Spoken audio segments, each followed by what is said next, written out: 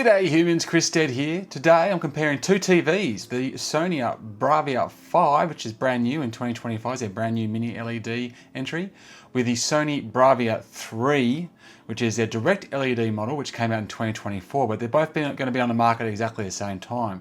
So these are the two, I guess, newest entries right now for the bottom of the range and their, well, kind of guess mid-range. There's a B7 and a B9 as well. But yeah, in this video, as you can see, I'm going to compare the B3 next to the B5 directly. We're going to go through a ton of footage. And then if you stick with it, you're going to also see a presentation at the end from Sony as they talk about what the Bravia 5 is doing in 2025 and where it fits into the whole scheme of things compared to both the Bravia 3 and its bigger brothers, the Bravia 7 and Bravia 9. So stick around for that. Also, stick around on the channel and have a look in the description for the playlist, which will take you to a whole bunch of TV content. I've just gone to the LG 2025 range review. I have got the Sony one that you're watching now. I've also got a Samsung one coming up, so plenty of TV content going live on the channel. Stay tuned to that. Just quickly, let's have a chat about price. So the Sony Bravia 3 versus the Bravia 5 price, you can see it's up on the screen now. So it's a significant price jump to the mini LED, as you might expect. And you definitely can get into the current Bravia range at a much more affordable price with the Bravia 3 if it's going to hit your requirements. Anyway, let's jump in, watch a bit of the side-by-side action and then stick around for that presentation.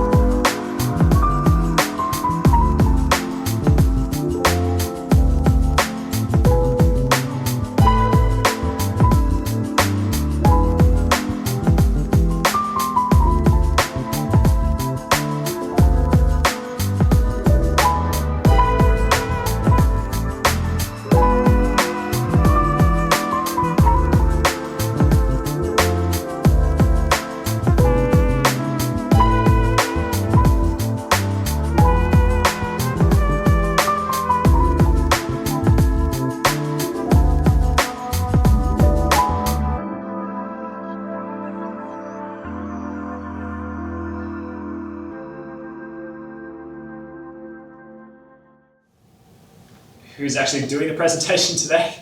We've got Tim and myself, about 20 years of experience in product training for the home entertainment business unit. So if you guys, again, have any questions, feel free to ask us. And the first product that we'll touch on is the most important product that we have this year, which is the Bravia 5 Mini LED.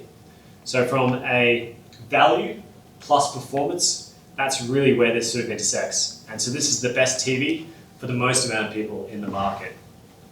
It replaces all the same screen sizes from our previous full array, X90L, 55 all the way through to a massive 98-inch. Now this has a few trickle-down technologies. One of those trickle-down technologies is the stand design. Now the stand design is what's known as our underlay stand, and that allows us to put any of our sound bars on top of the stands of this TV. So it doesn't matter what size you buy of this TV, all of our sound bars will fit underneath, as you can see there. So the new soundbars have these feet that you can install, these rubberized feet, and they actually sit above the stand, so there's no vibrations or anything like that. It's a perfect pairing, as you can see there. This particular TV has 2 stand positions. So one is a low set position if you don't plan to have a soundbar, but if you do plan to put a soundbar underneath, any of our soundbars fit underneath without blocking the IR port. But of course, all of our remotes are Bluetooth as well. So as mentioned, this replaces the X90L in our range, which is a full array TV, and we go to a mini LED here. So 4 times the amount of zones, gives us a lot more control over the brightness and contrast of the picture, and we have that trickle-down technology of the XR backlight master drive. So with that, it's both processor-led, but also it's very responsive. So whatever's happening on the screen, it will be reflected instantaneously on the backlighting system as well. So you don't have the backlighting system delayed with what's occurring on the screen. So this is our new perfect for PlayStation TV. All your HDMI 2.1 ports being HDMI 3 and 4, 4K 120, variable refresh rate, audio low latency modes. They all start with the Bravia 5 onwards. So with that, I just wanted to showcase the backlight master drive system. And as you can see, quite a tight array, so we can really effectively get the contrast and colors that we need on the screen as you're watching. So this is the general lineup. You'll also have a lineup chart to take home as well. We go from our previous flagship processor, the X1 4K HDR processor, and then as we move up to the Bravia 5, now everything is XR. So XR from Bravia 5 onwards. So the XR processor, its job is to really create a special source. All of our color science, all the responsiveness of the hardware comes from that processor. And you'll see here, all of the contrast controls come from this as well. So our lineup is pretty easy to understand. We just increase the contrast in color and brightness as you go through the range. So with the Bravia 5, contrast boost to 10, move up to the Bravia 7, you're doubling that contrast, and then as you're going up to the Bravia 9, you're adding another 50% on top as well. So for customers, they can really tell the difference. And to actually showcase that difference, we're going to play the same content on all the TVs. And typically at shopfront, they'll play the same content. So customers going into a store can actually tell the difference between the units and make an informed buying decision on picture quality alone. So Tim's going to switch it across to what we use at shopfront, which is known as the demo app. Typically, we've got a lot of real content on here. So things that people watch at home, movies, TV shows. We license a lot of content from our partners to show at shopfront. And even with real content, you'll be able to see a very concrete difference in the brightness and the colors that each TV can display. These all sell in store mode? So these are all in store mode, correct, yeah. So I'll switch across to our contrast demo. And you guys have probably seen this in the past as well. We've got here the good, better, best story. So I'll just pause that. And with the good, better, best story, you'll see with the direct LED, we don't have any control over the backlighting system. It's always on. So whilst we can be really nice and bright, we can't turn off the panel where we need to. When we move to our mini LED technology, we can really turn off the screen and amp up the brightness in different parts of the screen to create that contrast. And then moving up to the Bravia 7, this is where we can even go harder, much more brightness, much more color intensity. So we typically show that through these demos, brightness and contrast demos that we've got. And again, it's pretty obvious when you're sort of moving up the range from a picture quality standpoint. When it comes to color, it really helps when you're looking at things that you know what it's supposed to look like. So here we've got skin tone, and you can see the skin tone and color warp changes when you're moving from mini LED to a QLED mini LED in the Bravia 7. So it is the good, better, best as we saw before. So that translates to more natural skin tones, but as you can see here, it also works from a color depth perspective.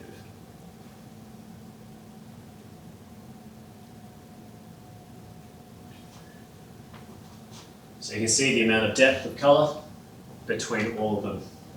So if you're a customer and picture quality is your #1 priority, these demonstrations allow you to see what you're getting in every screen size and every TV. So we're talking about PlayStation 5, or perfect for PlayStation 5. That now starts with Bravia 5. We play this demo in store. Essentially, it's showcasing that some TVs are better for motion than others. When we have the 4K 120, variable refresh rate, auto latency modes, we can really get amazing motion on our TVs. And it's geared towards that. But even still, you'll be able to see, because the Bravia 7 is brighter and our eyes see more color with brightness, you do see the difference in image quality there as well between the Bravia 5 and 7 when it comes to motion.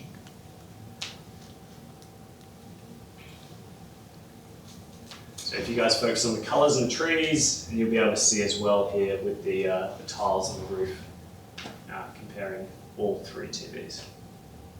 One of the things that we, especially when it comes to consideration of which TV to purchase, typically because that's a 100 Hz panel, sport is absolutely fine for the Bravia 3. So for customers, they're looking at either their budget, picture quality, or screen size. And if their budget and screen size are the consideration, they want to get the biggest screen size for the least amount of budget, Bravia 3 is absolutely fantastic for sports in that regard. So you'll see 85-inch, we've got a lot of 85-inch TVs in the market, Bravia 3, 5, 7, large screen sizes all the way up to 85-inch, and also the Bravia 9 is that 85-inch story as well. Yeah. So the other thing that we want to sort of touch on is, and I won't spend a huge amount of time on TV sound, but TV sound is a consideration when purchasing a TV, and it's almost the same consideration, TV sound and TV sound codecs. So if you are going for a Bravia 3, you get 20 watts, 2 channels.